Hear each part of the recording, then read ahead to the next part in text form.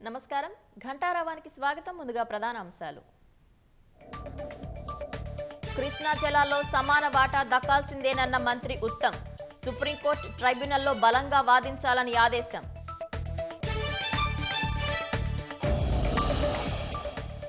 పెద్దపల్లి హత్యాచార ఘటనపై విచారణకు fast track court నిందితుడికి కఠిన శిక్ష పడేలా చేస్తామని అమాత్యుల హామీ విద్యుత్ అంశంలో కమిషన్ తీరుపై భారాస విమర్శలు న్యాయ వ్యవస్థను కించపరుస్తున్నారని కాంగ్రెస్ మండిపాటు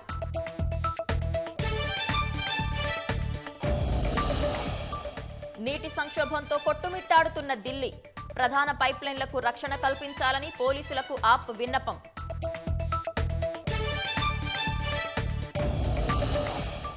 ఎన్నికల్లో ఈవీఎంలు తొలగించాలన్న ఎలాన్ మస్క్ కాంగ్రెస్ మద్దతు ఖండించిన భాజపా